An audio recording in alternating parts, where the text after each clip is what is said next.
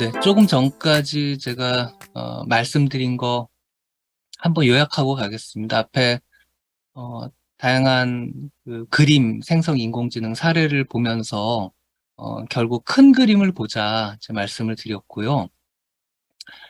그 다음에 그 큰 그림에서 언어 생성하고 비언어 생성 이제 둘로 구분했는데 그 이유는 언어 생성이 기본이고 주로 이제 아까 방금 말씀드렸던 GPT 같은 언어 모델을 바탕에 두고 있기 때문이다. 그렇게 말씀을 드렸습니다. 그리고 GPT의 원리 말씀을 드렸는데요. 어떤 단어가 있게 되면 다음에 올 단어가 무엇인지 예, 계속 추측, 예측해서 어, 이렇게 보태가는 거다. 그러니까 문장이 만들어진다. 그다음 두 번째로 중요한 특징이 멀티모달 학습이라는 겁니다. 이제 지금부터 그 특징을 소개해 드리려고 하는데요. 기본적으로 지금 화면에 크게 보시는 엄청나게 많은 이미지들이 있습니다. 이미지, 그림, 사진 이런 것들이죠. 그런 것들을 가만히 보시면 잘 아마 너무 작은 것들이라서 안 보이실 가능성도 있는데요. 가령 여기 왼쪽 상단에 몇몇 그림들은 이 자동차의 백미러들입니다. 백미러. 이런 사진들을 그 수집해 놓은 거예요. 근데 그 다음에 이제 그 사진들에 각각 이렇게 설명을 붙이는 겁니다. 영어로 하면 레이블입니다. 얘는 백미러, 얘는 백미러. 아래 이제 내려와 보시면 자동차 바퀴 이렇게 이제 설명이 붙을 수 있습니다.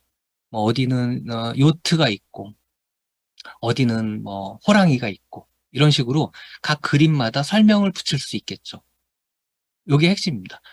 그림에 언어로 된 설명을 붙여서 그것들을 이제 엄청나게 수집할 수 있습니다. 자, 그다음에 어떻게 하느냐? 그렇게 언어로 된 설명을 한 1000가지 정도 이렇게 쭉 명사 중심으로 쭉 모아 놓는 거예요. 맨 위에 보면 믹싱 버울이라고 있습니다. 이, 이 샐러드 같은 거 비비는 이런 그 그릇이죠. 그 밖에 이제 하나하나 여기 이제 알파벳 순으로 열거했고요. 각각에 대해서 아까 보셨던 이런 이미지 중에서 1000개씩을 거기다 집어넣습니다. 그걸 이제 클래스라고 불러요. 아까 보신 걸. 이 클래스마다 1000개의 이미지를 집어넣습니다. 그럼 1000개의 클래스 곱하기 1000개의 이미지니까 약 100만 개의 데이터가 이제 갖춰지는 거죠. 이걸 잘 구축해 놓은 곳이 대표적으로 이미지넷이라는 사이트가 있습니다. 여기 가시면 바로 그렇게 돼 있는 100만 개가 넘는 데이터를 우리가 활용할 수가 있습니다. 얘를 가지고 이제 학습도 시키고 뭐 다양하게 이제 그러는 거예요. 그 밖에도 이제 이건 제일 처음에 구축된 데이터셋인데 이거 말고도 굉장히 많은 또 다른 즉 인간이 확인해서 설명까지 갖다 붙인 그런 데이터 셋들이 있다. 이렇게 보시면 됩니다. 자, 이렇게 이제 데이터셋을 구축하면 그다음 뭐가 가능하냐면 어, 어떤 그 많은 것들이 한 화면에 등장하는 그림을 놓고 각각을 식별하는 게 이제 가능해집니다. 뭐 여기 여러 가지 그 뭐라 그러죠? 그 설명들이 붙어 있는데요. 그 설명들을 뭐 이렇게 있는 걸 다 나열하는 방식도 있겠지만 이게 아래 고양이처럼 이렇게 도려내서 얘가 뭐다. 각각의 객체가 이 오브젝트가 뭐다. 이런 걸 식별해내는 것도 가능해집니다. 물론 이건 별도의 추가 기술이 필요하긴 한데 지금 그 단계까지 와 있습니다. 그러니까 사진 뭐 예, 속에 등장하는 각각의 것들을 이제 다 식별하는 게 가능하고요. 또 이 오른쪽 위에 있는 그림처럼 그 각각을 더 세밀하게 구분해내는 것도 이제 가능합니다. 이렇게 어떤 이미지가 있을 때 그 이미지 안에 있는 다양한 객체들을 이렇게 하나하나 식별하고 그 다음에 거기에 관계까지 우리가 설정할 수 있다. 가령 위에 있다, 오른쪽에 있다, 왼쪽에 있다. 그 다음에 각각의 색깔은 어떤 거다. 이런 것들을 이제 추가로 식별할 수 있게 되면 이제는 굉장히 큰 일이 가능해집니다. 소리 크기엔 너무 신경 쓰지 마시고요. 지금 이 문장을 읽어주는 거라고 보시면 됩니다. 이 빨간 커서가 이동할 때마다 거기에 해당하는 설명이 따라붙게 됩니다. 이해가 가시죠? 지금 밑에 있는 이 뭐랄까 풀, 마른 풀부터 지금 여인의 뒷모습을 거쳐 풍선 그리고 하늘, 구름까지 이제 쭉 커서가 이동했고요. 마지막에는 이 여인의 이제 머리 색깔, 머리카락 색깔로까지 갔습니다. 그게 이제 줄줄이 이 커서가 요 빨간 커서가 이동할 때마다 줄줄이 에, 거기 그림에 대응하는 이제 설명을 텍스트로 만들어낸 겁니다. 자, 그럼 이런 게 어떻게 가능할까? 그러니까 궁금해할 수 있죠. 근데 아까 보셨던 우리가 확보해 놓은 수많은 데이터들, 이 설명이 붙은 이런 데이터들을 바탕으로 이런 문장들을 이제 만들어낼 수 있게 되었다. 그렇게 보시면 됩니다. 그리고 이렇게 이제 해당 부분에 대한 설명이 가능해지면 또 뭐가 가능하냐면 거꾸로 이런 문장들을 주면 여기 있는 그림을 만들어내는 게 가능해집니다. 이건 이제 아까 그 동영상을 예, 정지된 화면으로 만들어서 색깔과 이 글자에 대응을 이제 시킨 건데요. 그러니까 이렇게 가서 그림을 언어로 생성할 수 있으면 그 언어를 그림으로 생성하는 것도 충분히 가능하다라고 우리가 결론을 내릴 수 있습니다. 바로 이렇게 이미지와 언어를 짝지어서 학습하는 방식을 멀티모달 학습이라고 부르고 이런 것들이 이제 많이 된 다음에는 그림과 언어를 오가는 게 비교적 쉬워지는 거죠. 자, 이렇게 여기까지 우리가 이제 할 수 있다는 게 확인이 되면 챗GPT 같은 GPT를 바탕으로 문장 생성을 할 수 있다는 게 하나가 확인됐고요. 이제 그걸 바탕으로 그에 대응하는 그림 생성, 즉 달리 같은 애들이 실현될 수 있다는 게 이제 입증이 됩니다. 따라서 달리의 원리가 아까 GPT라고 그랬잖아요. 가장 바탕에 있는 게 바로 이 GPT를 통해서 어떤 문장을 만들 수 있는 그 바탕에 입혀서 거기에 대응하는 그림도 만들어낸다. 이렇게 보시는 게 적절합니다. 그리고 이거는 어, 그림 생성 인공지능의 대체로 이제 관통하는 방식이다. 이렇게 보시면 되고 어, 언어 생성은 그 챗GPT 형태로 우리와 주고받는 그런 소통 방식으로 구현된다. 그렇게 이제 구별하시면 될 것 같아요. 자, 이제 지금까지 이 초거대 언어 모델, 그리고 멀티모달 학습 두 가지 근본 원리를 말씀드렸는데 이게 왜 중요하냐면 어, 언어에 너무나 의존하고 있기 때문에 언어를 벗어나는 것. 다시 말하면 언어로 기록되어 있지 않은 것들은 이 안에 담길 수가 없게 되겠죠. 저는 이제 이 초거대 언어 모델에는 과잉의 측면이 있고 결여의 측면이 있다.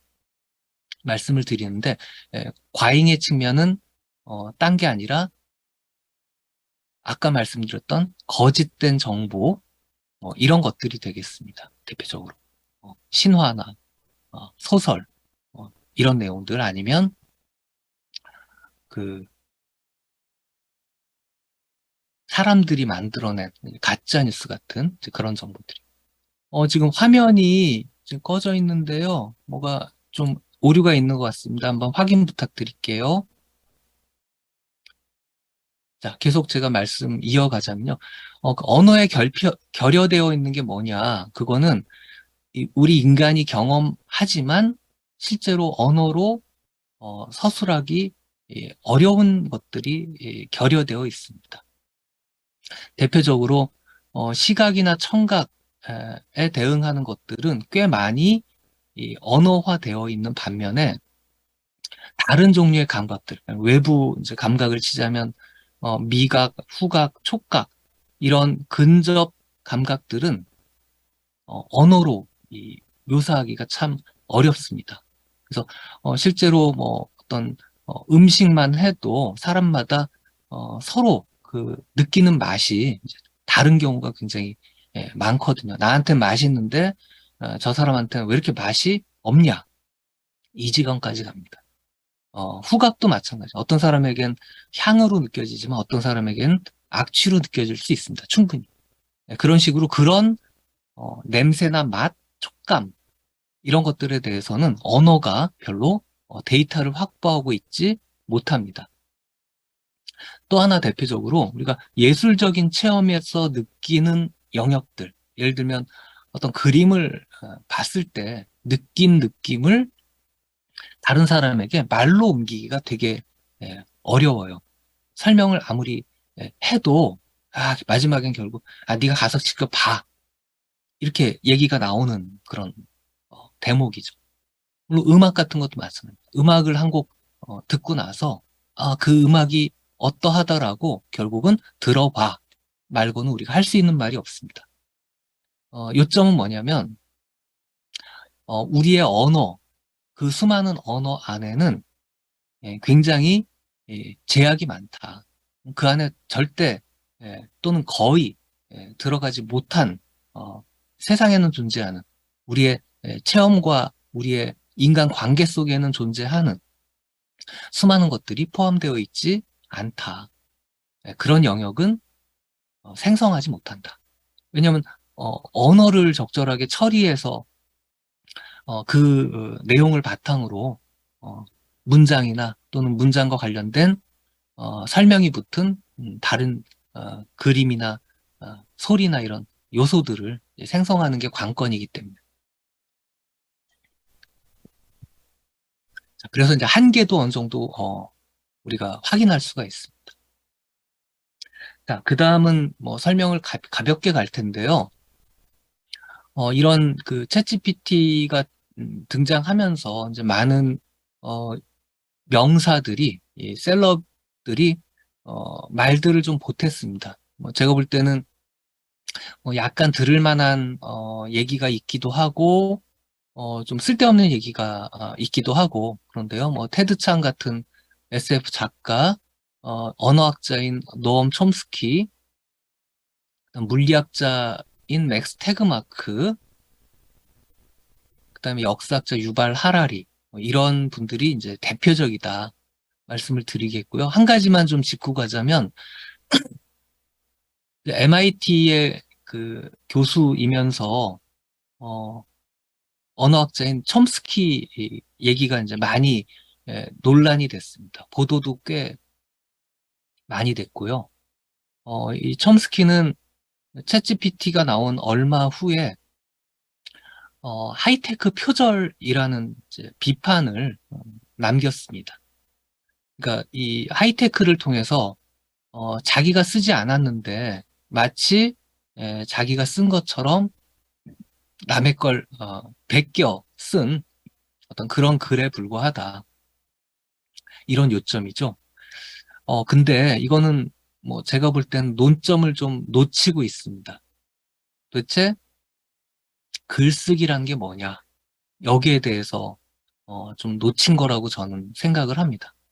표절이냐 아니냐는 윤리적으로는 분명히 문제가 되지만 교육의 본질하고는 좀 거리가 있는 것 같아요. 교육의 본질이 학점을 잘 받는 데 있는 게 아니라 자신의 여러 역량을 키우는 그런 데에 있다면 인간으로서의 역량, 뭐 시민으로서의 역량, 어떤 인적 자원으로서의 역량 등등 이런 걸 키우는 데 있다면 표절이 쟁점이 되어서는 안 된다. 저는 그렇게 생각하고요.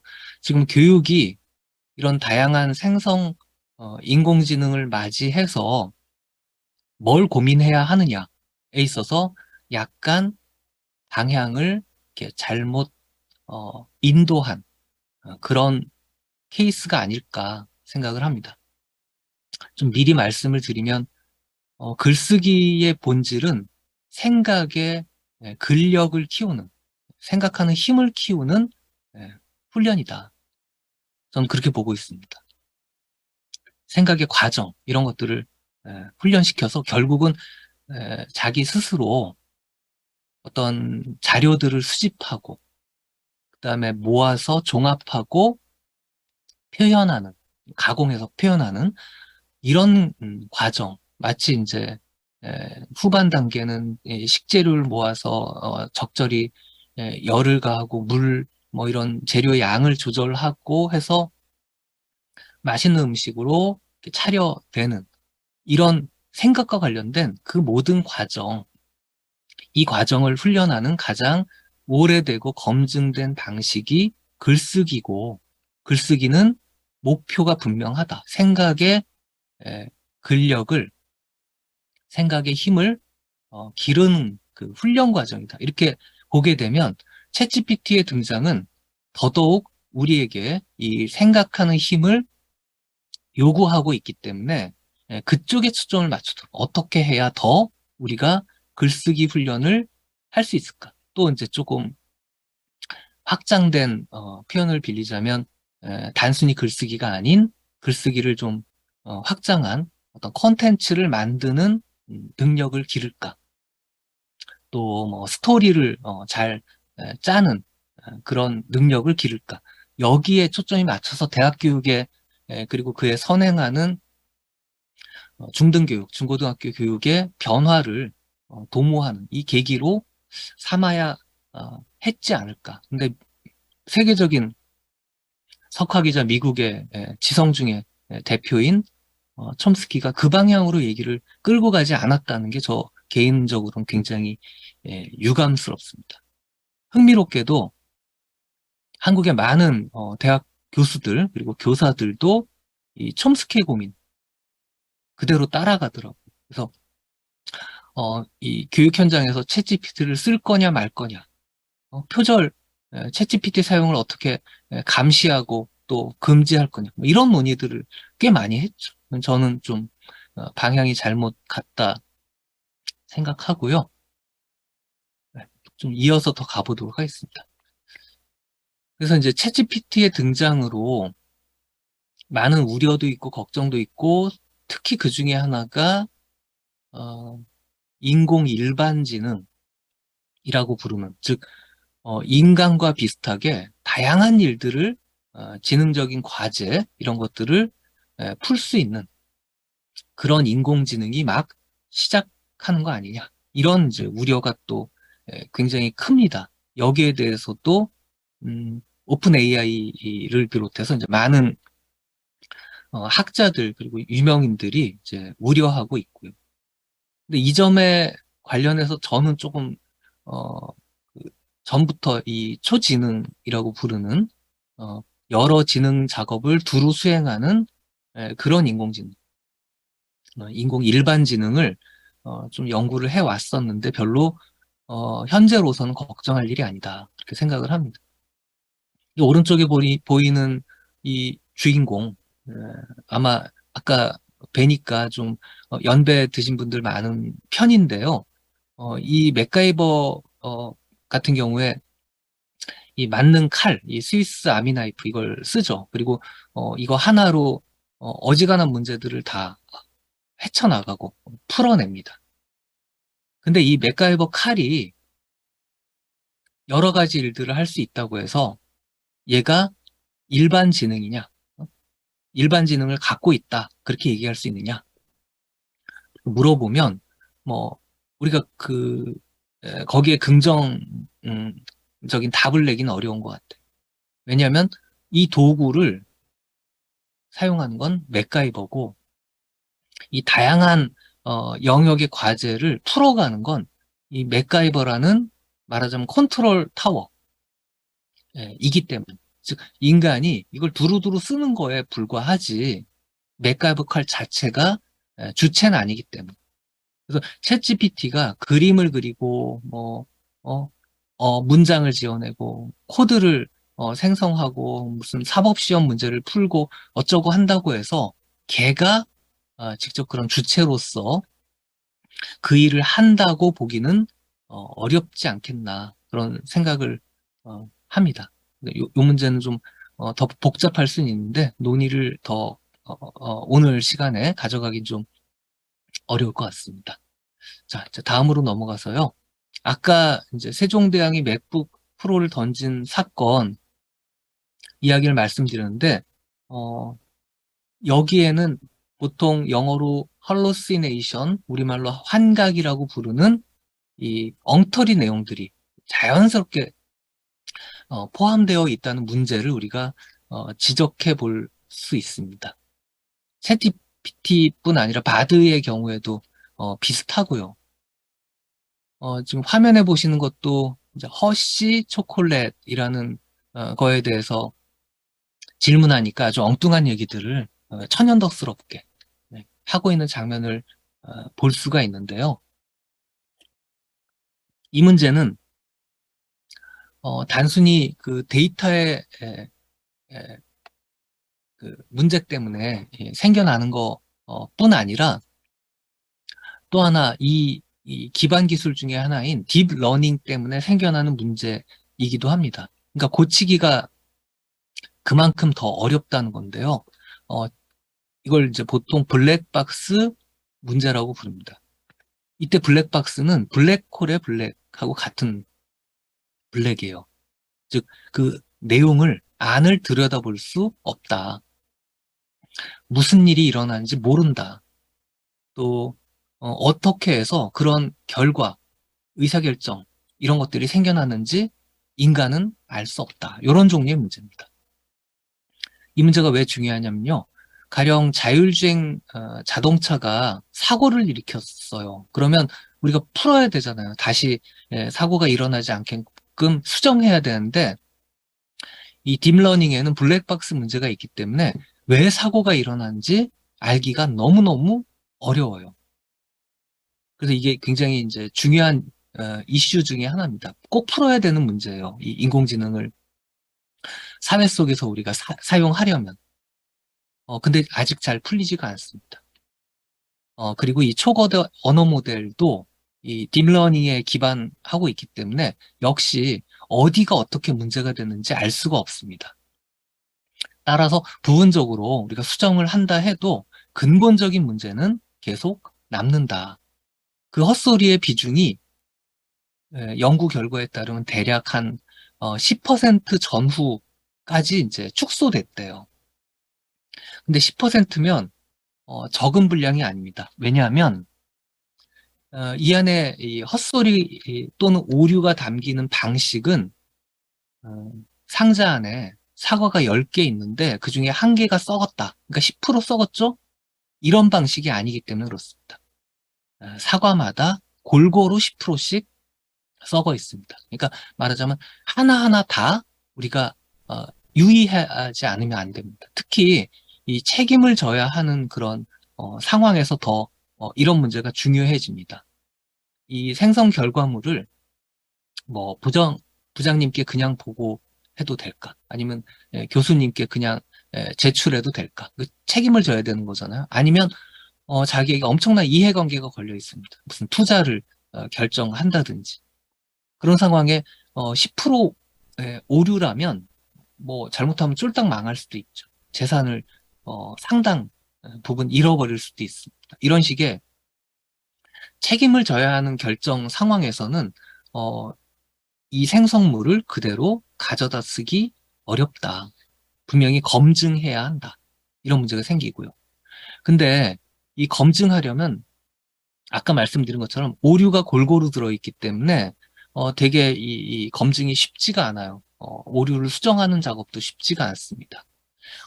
차라리 처음부터 과거의 방식, 즉 검색 이런 것들을 통해서 일일이 검증된 것들을 바탕으로 우리가 뭔가 의사결정을 하는 그게 더 맞는 게 아니냐 그런 생각을 해볼 수 있습니다. 실제로 저는 챗GPT 유료 사용을 2개월 하다가 그만뒀는데요.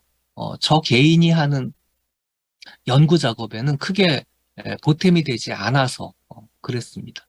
그리고 아까 말씀드린 것처럼 챗GPT 열풍이 가을쯤에 좀 사그라들 거다라고 예측하는 것도 막상 이걸 떠들썩하게 이야기하는 사람들이 별거 없네? 이렇게 생각하기 시작하면 인기는 금방 사그라들고 특히 이제 기자들이 이게 그렇게 큰 위협이 아니군 하고 생각하게 되면 기사를 안 쓸 겁니다. 왜냐면 여태까지는 그 본인들이 이 자기 직업이 걸려 있기 때문에 굉장히 긴장했거든요. 근데 막상 좀 괜찮은 기사 이런 걸 쓸 때는 일일이 해야 되는구나 이걸 확인했습니다. 네, 그런 점에서 이제 상당히 이 열풍이 완화될 거다, 누그러질 거다. 다만 현재 생성인공지능 전체 그림을 봤을 때는 이거 상당히 큰 어떤 변화다. 그리고 충격이다. 네, 그 점은 분명하다는 거 이어서 말씀드리겠습니다. 자, 그래서 세 가지 정도의 큰 이슈가 있고요.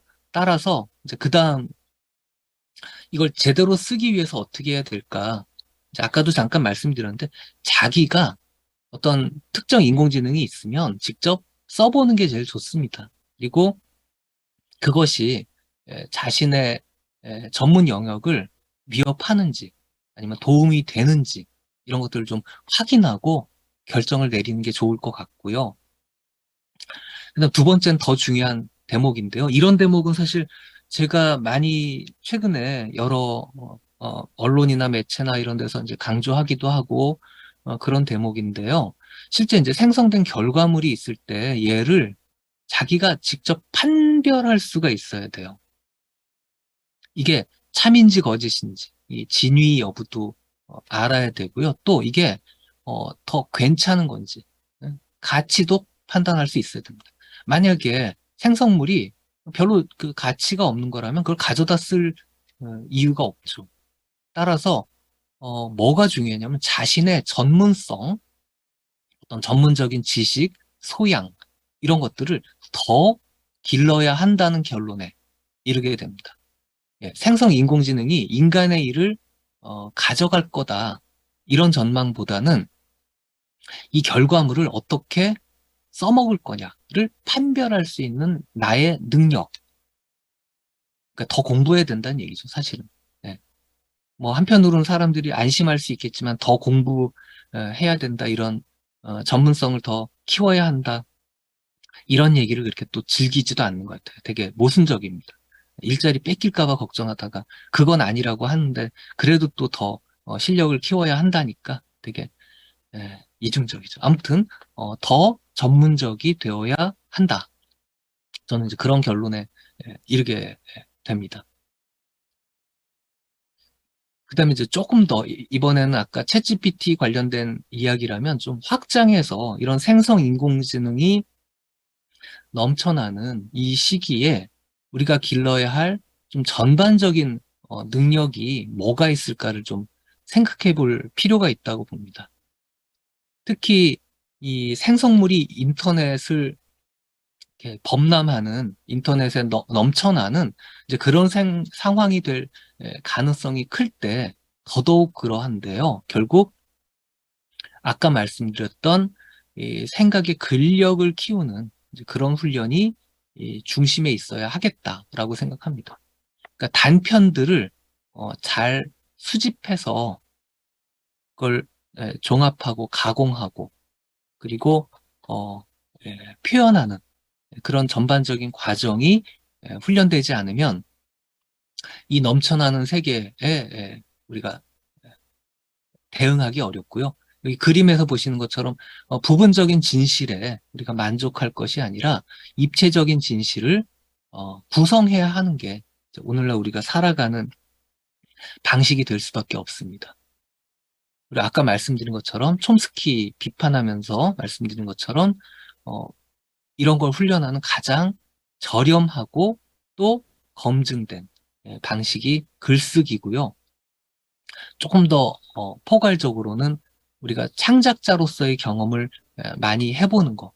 그냥 콘텐츠 창작이건 아니면 어떤 공학적으로 어, 메이커 공간 뭐 이런 데서 만드는 거건 간에 이런 창작자 경험을 많이 해보는 게 생각의 근력을 키우는 훌륭한 방법이다. 뭐 구체적인 뭐랄까요, 우리가 일상에서 실현할 수 있는 그런 방식들, 이런 것도 제가 책에는 더 자세하게 제안을 했습니다. 시간상, 어, 좀, 그 다음으로 넘어가자면요. 두 번째, 우리가 길러야 하는 능력 중에 하나는, 협업하는 능력입니다. 사실, 여기 와 계신 시민 여러분 잘 아시겠지만, 우리가 직장이건 어디건 사회생활을 하면서 혼자 어떤 일을 다 하는 경우는 거의 없습니다. 대개의 경우 팀 단위로 또 동료와 선후배 함께 모여서 협업을 해야 합니다. 그래야 어떤 일이 이제 진행이 돼요. 우리가 이공계 특히 지금 컴퓨터 공학에서 코딩하는 걸 혼자 할 수 있다고 생각하는 사람들이 있는데요. 절대 기업에서 코딩은 그런 식으로 이루어지지 않습니다. 완벽한 분업 체계예요. 그래서 각자가 부분을 담당하고 그리고 서로 소통하면서 그 부분을 하나의 큰 전체로 만들어가는 과정. 이게 이제 필요합니다. 코딩 같은 어떤 개인이 막 집중해서 해야 될 것 같은 그런 작업에서도 그러할진데 뭐 다른 업무들은 말할 것도 없죠. 그래서 타인과 소통하고 관계를 맺는 그런 능력을 이른 나이부터 우리가 훈련할 필요가 있습니다. 특히 학교 과정에서 이 조별 과제나 팀 과제 이런 것들이 많이 나오는데요. 바로 목적이 여기에 있습니다. 협업 훈련인 거죠. 이 팀 과제나 조별 과제는 근데 학생들 입장에서는 굉장히 이 기피 대상입니다. 왜 그러냐면 보통 그런 걸 하다 보면 앞서 이렇게 앞장서서 나서는 그런 부류가 있고요. 또 뒤에 빠져서 그냥 학점만 따려는 이 무임승차자가 있습니다. 물론 무임승차자가 더 많은 편이에요, 보통. 그래도 제대로 작업이 안 이루어지죠. 한두 사람이 그냥 개고생한 그런 결과를 모두가 나누는 이런 경우들이 많습니다. 근데 사실 가만히 보면 그렇게 걱정할 일은 아니라고 생각합니다. 왜냐하면 이 이런 조별 과제, 팀 과제에서 훈련을 많이 한 사람의 경우에는 사회 나갔을 때 바로 그 역량을 바로 발휘할 수가 있거든요. 이건 분명히 써먹을 수 있는 굉장히 실용적인 기술이기도 합니다. 근데 그때 뒤로 빠져서 무임승차 하면서 학점만 잘 딴 그런 사람의 경우에는 당장 직장 생활에 차질이 생길 수밖에 없습니다. 왜냐하면 그런 훈련을 해본 적이 없거든요. 이게 일종의 리더가 되는 훈련이라고 할 수 있습니다. 무슨 상급자가 된다는 그런 뜻이 아니고 이 소통과 협력을 어떻게 이끌어낼 것이냐의 문제이기 때문에 뭐 말하자면 말단 사원의 경우에도 할 수 있는 일이기도 하거든요. 하여튼 그런 것들을 어떻게 에, 다양한 사람들과 이질적인 다양한 사람들과 만나면서 해내느냐 굉장히 중요한 일인데 사실은 이제 교육 과정에서 많이 그 우리가 좀 제대로 가르치지 못하는 뭐 훈련시키지 못하는 뭐 그런 것들이기도 하다고 생각이 됩니다. 그리고 이제 마지막으로 우리가 좀 갖춰야 될 능력이기도 하고 어, 꼭 확인해야 될 능력이라고 생각하는데요. 이 뇌과학 연구에서 이런 그 결과가 나온 게 있습니다. 서로 친밀한 관계를 오래 유지한 커플의 경우에는 기억이 서로 연결돼서 하나의 기억 시스템이 된다고 그래요. 그러니까 내 뇌가 이 내 생물학적인 이 안에만 있는 게 아니라 나의 짝에게도 같이 있다는 거죠. 함께. 그러니까 두 사람의 뇌가 하나로 연동해서 이제 기억을 한다는 겁니다. 아마 이 연배가 좀 되신 분들은 무슨 이야기인지 잘 아실 거예요. 내가 기억 못해도 저 사람이, 또 저 사람이 기억 못해도 내가, 이렇게 서로 기억을 보완하고 함께하는 이런 일들이 있다는 거죠. 그래서 서로에게 기억을 의존하면서 내가 그렇다고 기억 안 하겠다는 뜻은 아닙니다. 기억 용량이 2배가 된다는 거죠. 근데 저는 이게 꼭 그런 친밀한 관계를 오래 맺은 커플에게만 있는 사안은 아닌 것 같아요. 사실 인류 전체가 거대한 기억 공동체가 아니냐, 그런 생각을 해보게 됩니다. 말하자면 이게 이제 저 최근에 어떤 관심을 갖고 계속 살피고 있는 주제이기도 한데요. 인간은 섬이 아니고 하나의 대륙의 부분들이다. 거대한 공동 존재다라는 거죠. 이게 사실 뭐 여러 맥락이 가능한데요.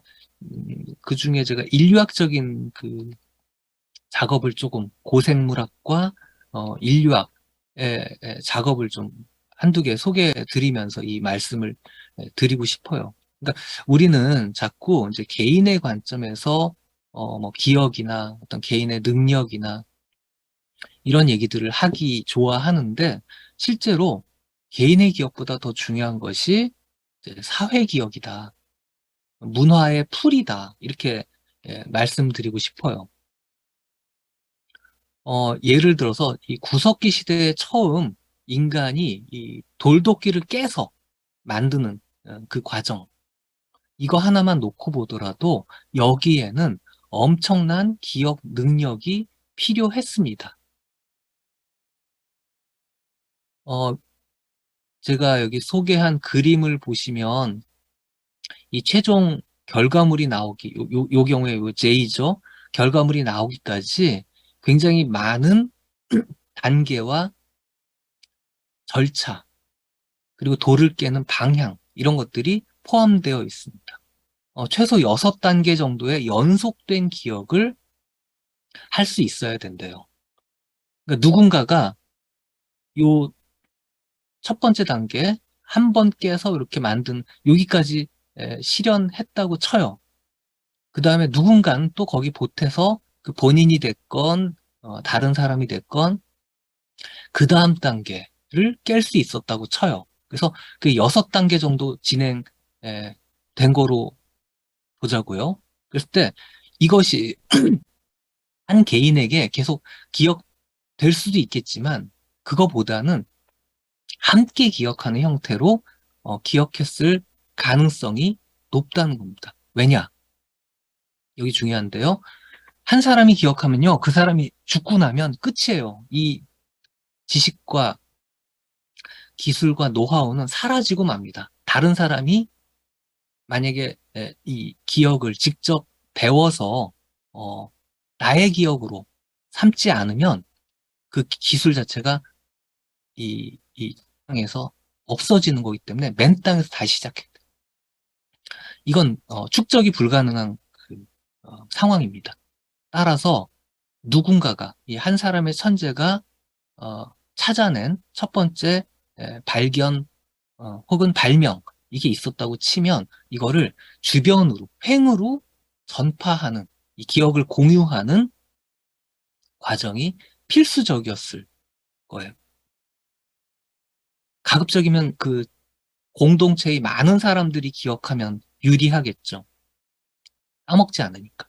두 번째 중요한 건 다음 세대로, 미래 세대로 교육을 통해서 또 그 기억을 전수하는 거.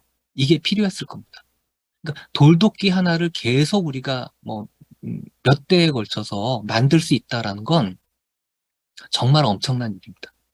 이거의 끝자락에 우리는 인공지능도 만들고 그렇게 된 거죠. 그러니까 이처럼 인간의 기억, 즉 지식과 기술과 노하우 이런 것들은 누적적입니다. 계속 쌓여가는 거예요.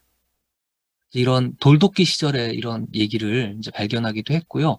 좀 더 최근에 연구된 내용들을 보면 결국 인간 종이라는 게 이런 창의성을 발현할 때 개체로서 한 개인으로서 그걸 발현하는 거 이게 중요한 게 아니라 그 다음이 중요하다. 왜냐하면 잊히면 그 사람이 죽으면 끝이니까. 그래서 그 다음으로 어떻게 계속 누적되면서 지금에 이르느냐 이걸 관찰하는 게 중요한데 그런 점에서 이 인간의 역사를 쭉 돌아보면 인간 종은 공동체로서 어떤 창의적인 에, 능력을 발휘한 그런 존재다. 이렇게 이제 얘기할 수 있다는 거죠. 굉장히 우리한테 시사하는 바가 크다고 생각이 됩니다. 특히 오늘날처럼 이 개인 파편적인 이 개인주의가 판치고 또 이 개인의 능력과 개인의 노력 이런 것들만을 강조하는 시대일수록 우리가 사실은 기업 공동체고 공동 존재고 어떤 사회 기억을 공유하면서 그걸 계속 확장해가는 그런 존재다라는 깨달음이 의미가 있지 않을까 그런 생각을 합니다. 그다음 이제 몇 가지 더 생각해 봐야 될 내용들을 좀 우리가 짚고 가야 한다고 보는데요. 그 중에 하나가 사실 이 기계가 이 인공지능이 인간의 일자리를 빼앗는다. 그럼 어떻게 면서 살 거냐 이런 밥그릇 관련된 걱정 이게 이제 이 최근의 담론 중에 가장 대표적인 것 같아요. 제가 기자분들하고 그 인터뷰를 할 때도 그 내용을 가장 많이 에, 여쭙더라고요. 근데 저는 뭐 그 방식 고민해야 됩니다만, 그리고 이제 함께 어떻게 풀어야 될지 생각해 봐야 됩니다만, 또 다른 그 측면을 좀 동시에 생각해야 할 거라고 봅니다. 뭐냐면 기계가 인간의 일을 대신하고 경제적인 그리고 금전적인 그런 문제를 다 해결해주는 그 방향으로 가고 있는 것도 사실이거든요. 제대로 작동하지 않아서 그렇지. 따라서 이런 경우에 제도적으로 우리가 잘 그 문제를 풀어낸다면 그 다음엔 인간은 어떻게 살아야 할까? 이 고민이 이제 닥치는 것 같아요. 말하자면 이 노동의 그 노역에서 벗어나서 그 다음에 할 일이 뭐냐? 저는 놀이가 아닌 노동이 아닌 놀이가 이제 그 자리에 와야 한다고 생각하는데요. 사실은 그 다음에도 또 막막합니다. 왜냐하면 인간이 잘 노는 법을 모르거든요. 이 졸부들 이렇게 사는 거 보면 아니면 뭐 재벌 3세, 4세 사는 거 보면 종종 굉장히 망가진 모습, 무력한 모습을 보이곤 합니다. 가질 게 충분한데 가지고 있는 게 뭐 엄청난데 왜 저렇게밖에 못 살까? 뭐 마약에 빠지고 이런 경우 굉장히 보도가 많이 된단 말이에요. 외국 사례들도 꽤 많고요. 그랬을 때 잘 놀지 못해서 그한 게 아닌가 생각해 볼 수 있고, 제가 뭐 정답을 안다는 뜻은 아닙니다. 다만, 이 문제에 대해서 가장 오랫동안 고민해온 사람들이 있는데, 바로 인문학과 예술, 여기에 종사했던 사람들이 건전하게 잘 노는 법을 가장 많이 탐구했고 또 알고 있는 것 같아요. 그들에게 뭔가 지혜를 좀 구하는 그런 과정이 필요하지 않을까 그런 생각을 해보게 됩니다. 그렇기 때문에 더더욱 인문학이 이제 중요한 인문학과 예술이 결합된 거죠, 당연히.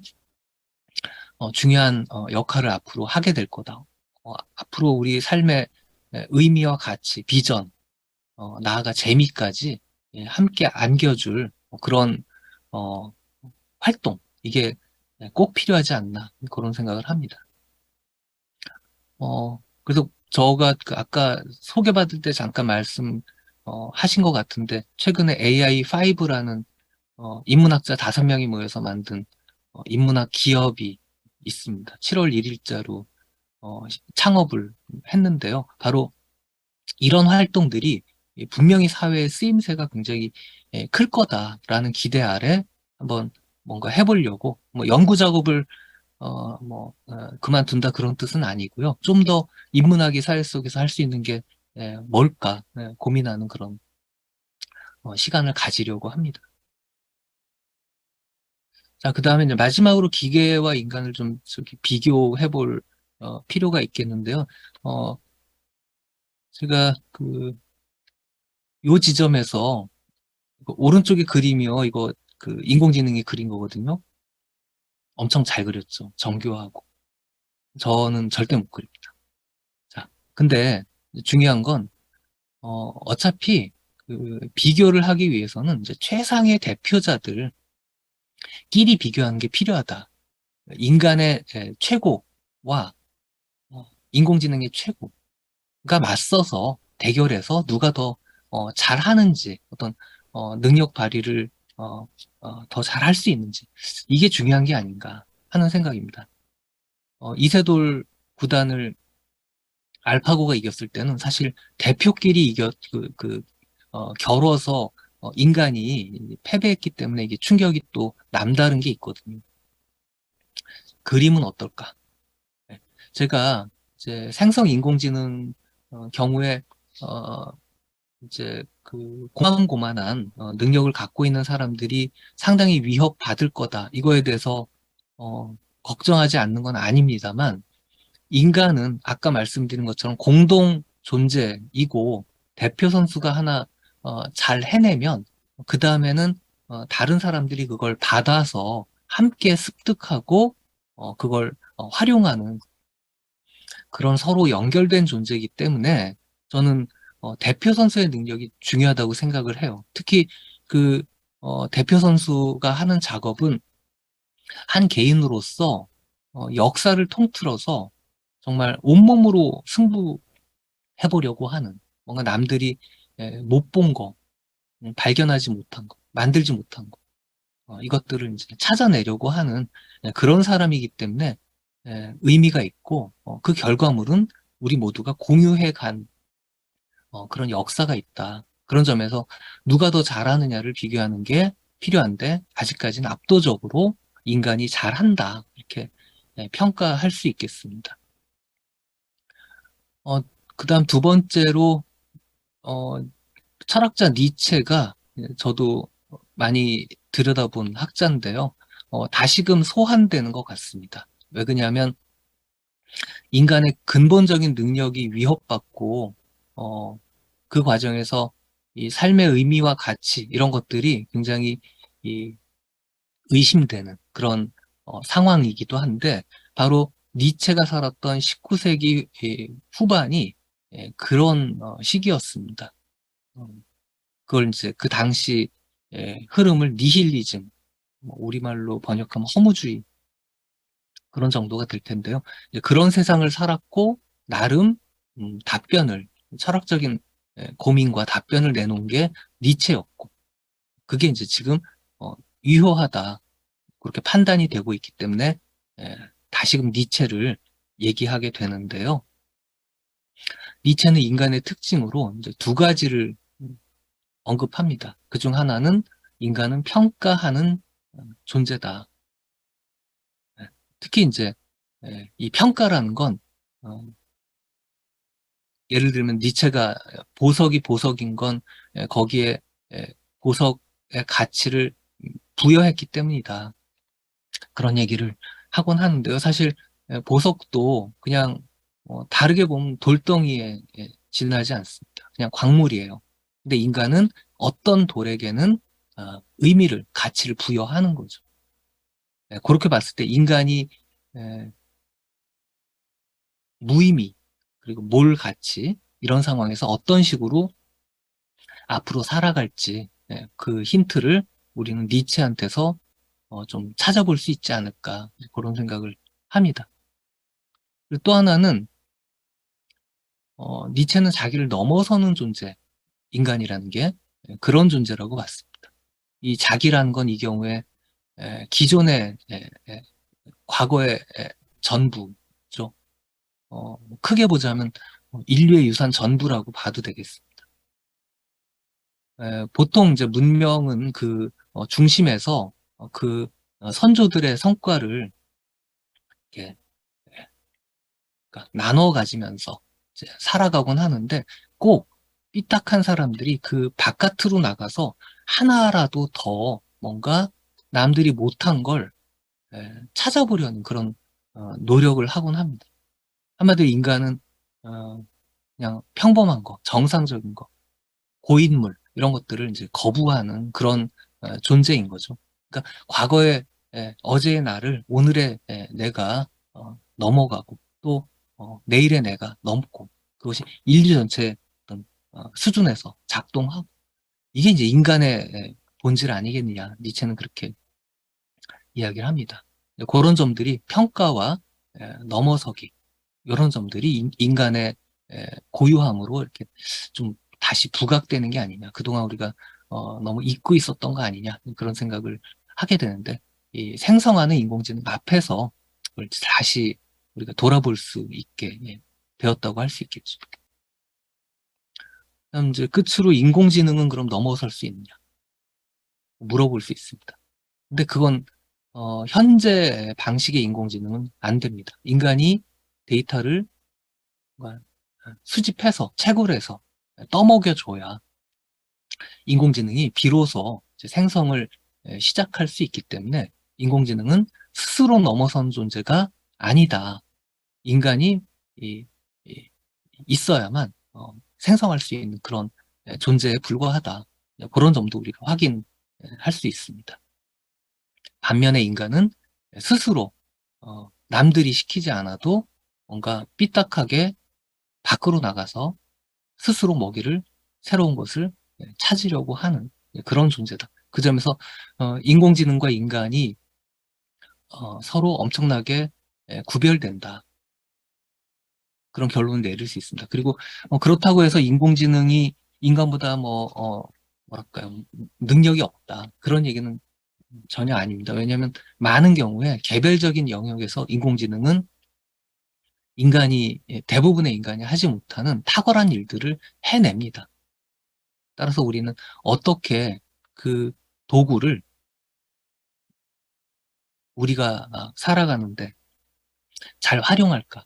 요 점을 고민해야 하고요. 사실 인공지능이 인간의 일자리를 빼앗는다 이런 이야기들이 많이 있는데 정확한 얘기는 아닙니다. 정확하게 말하자면 인간의 일자리를 뺏는 건 사장님입니다. 따라서 우리는 인공지능하고 잘 협업하는 방법을 배워야 하는 거죠.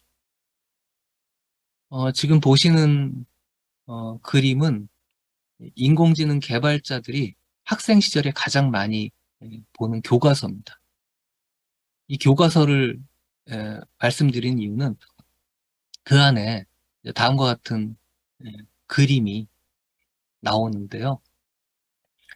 일일이 설명드리진 않겠고 왼쪽 파란 네모, 큰 네모가 인공지능이고 오른쪽 작은 네모가 환경입니다. 사실은 둘러싸고 있겠죠. 어떤 일을 이렇게 감지하고 어떤 작용을 그 바깥에 환경에 미치게 되는데 이 경우에 이 작동에서 가장 흥미로운 거는 수행 기준 어떤 경우라면 어떻게 예, 작동해야 하느냐 이 기준을 외부에 두고 있다는 점입니다. 즉 인공지능 바깥에서 시키는 일을 하는 것일 뿐이다. 이게 이제 이 교과서의 핵심 축이거든요. 가장 많이 읽힌. 바로 현존하는 모든 인공지능은 이처럼 인간이 시키는 일만 수행하는, 꽤 잘 수행하는 그런 도구라는 점을 우리가 어, 잊어서는 안 되겠습니다. 인간은 반면에 그 몇몇 기준이 내장돼 있습니다. 동물이기 때문에 이 오랜 그 진화 역사에서 그렇게 된 걸로 이해할 수 있는데요. 고통, 배고픔 이런 것들을 피하고 또 쾌락, 음식 섭취 이런 것들을 추구하도록 되어 있고요. 더 많은 자손을 나올 수 있게끔 어떤 우리가 행동하게 그렇게 되어 있습니다. 그런 몇 가지 기준 때문에 인간의 모든 평가와 판단이 좌우되는 거죠. 반면에 인공지능은 그런 존재가 아니고 인간에게 의존하는 일종의 뭐 심부름꾼, 노예 같은 그런 존재다. 그러니까 어떻게 얘를 잘 버릴 건가? 이런 고민이 필요하다. 그렇게 이야기를 드릴 수 있겠습니다. 오늘 이제 처음에 제가 그 인공지능 현황을 좀 보여드리면서 큰 그림을 보자 말씀을 드렸고, 언어 모델이라는 걸 중심으로 멀티모달 학습까지 설명을 드린 후에 주로 이제 인간의 어떤 그 도구를 쓰기 위해서 어떤 능력들을 좀 갖추고 또 명심해야 할까, 그걸 말씀드리고 마지막에 인간의 고유함을 몇 가지 각도에서 좀 생각해 본 그런 시간을 가졌습니다. 제 이야기는 일단 여기까지 마치도록 하겠습니다.